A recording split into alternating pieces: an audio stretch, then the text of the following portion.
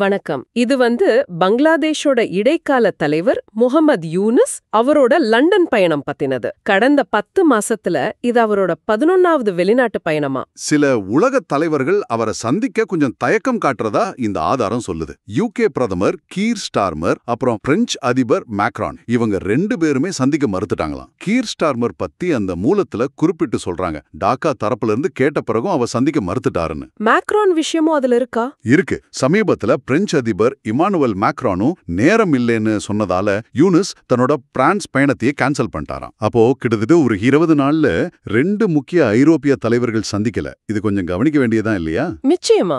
இந்த மாதிரி ஒரு சூழல்ல யூனுஸ் ஏன் லண்டன் போனாரு? ஒன்னு முன்னாள் பிரதமர் ஷேக் ஹசீனாவுக்கு எதிரா ஒரு சர்வதேச ஆதரவு திரட்டுறது. ஷேக் ஹசீனா சுமார் 234 பில்லியன் அமெரிக்க டாலர் பணத்தை நாட்டில இருந்து கடத்திட்டாதா குற்றம் சாட்டுறாராம். அது பங்களாதேஷ் ஜிடிபில பாதியாமே. கிட்டத்தட்ட பாதி அளவுன்னு அந்த ரிப்போர்ட் சொல்லுது. இந்த பணம் யூகே, கனடா மாதிரி நாடுகள்ல பதுக்கி வச்சிருக்கலாம்னோ, அதனாலதான் லண்டன்ல ஆதரவு திரட்ட பாக்குறாரு. அப்போ முதல் நோக்கம் இது.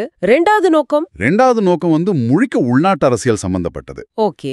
அதாவது பங்களாதேஷ் தேசியவாத கட்சி பிஎன்பி இருக்காங்கல்ல, ஆமா, பெரிய எதிர்க்கட்சி. அதோட செயல் தலைவர் தாரிக் ரஹ்மான் முன்னாள் பிரதமர் காலதா ஜியாவோட மகன். அவரை சந்திக்கிறதுக்காக அவர் 2008ல இருந்து லண்டன்ல தான் தஞ்சம் புகுந்திருக்காரு. அப்போ சர்வதேச அளவுல ஹசீனாவை டார்கெட் பண்றது, அதே சமயம் உள்நாட்டுல ஒரு முக்கியமான எதிர்க்கட்சி தலைவரோட பேசுறது, ரெண்டும் ஒரே பயணத்துல. இந்த சந்திப்பு ஏன் இவ்ளோ முக்கியம்? பிஎன்பி அடுத்த தேர்தல்ல ஜெயிக்க வாய்ப்பு இருக்கிற கட்சியா பார்க்கப்படுது. ஆனா இங்க ஒரு சின்ன சிக்கல். என்ன சிக்கல்? பிஎன்பி தேர்தலை டிசம்பர்லயே நடத்தணும்னு விரும்புறாங்க. ஆனா யூனுஸ் அடுத்த வருஷம் ஏப்ரல்ல நடத்தலாம்னு திட்டம் போடுறாரு. இந்த தேர்தல் தேதி விஷயத்துல தாரிக் ரஹ்மானோட ஆதரவை வாங்க யூனுஸ் முயற்சி பண்றதா அந்த மூலம் தகவல் சொல்லுது.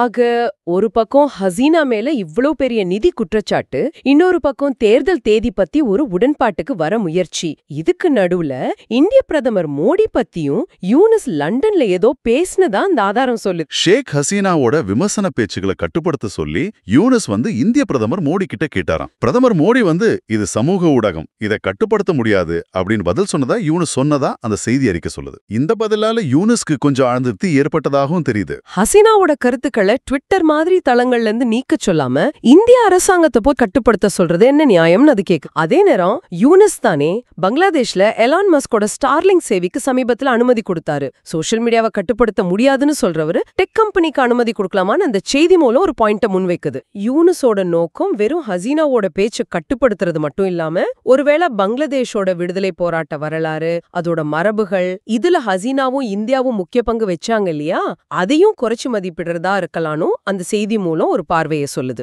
யூனுஸோட இந்த லண்டன் பயணம், இதுல உலக தலைவர்களோட தயக்கம் இருக்கு, ஹசீனா மேல கடுமையான குற்றச்சாட்டுகள் இருக்கு, பிஎன்பி கூட ஒரு உடன்படிக்கைக்கான முயற்சி இருக்கு, தேர்தல் தேதி பத்தி கருத்து வேறுபாடு இருக்கு, இந்தியா பத்தின அதிருப்தி இருக்கு, இப்படி பல விஷயங்கள் அடங்கி இருக்குன்னு இந்த ஆதாரம் நமக்கு காட்டுது. உங்களுக்காக ஒரு கேள்வியோட முடிக்கலாம்னு நினைக்கிறேன். யூனுஸோட இந்த தொடர்ச்சியான வெளிநாட்டு பயணங்களுக்கு பின்னால இருக்கிற உண்மையான நோக்கம் என்னவா இருக்கும்? இது வெறும் அதிகாரத்துக்கான அரசியல் நகர்வுகளா, இல்ல பங்களாதேஷோட அடிப்படை வரலாறு, அதோட விடுதலை சம்பந்தப்பட்ட சித்தாந்தங்களோட தொடர்புடைய ஒரு ஆழமான போராட்டமா? இது நீங்க யோசிச்சு பார்க்க வேண்டிய ஒரு விஷயம்.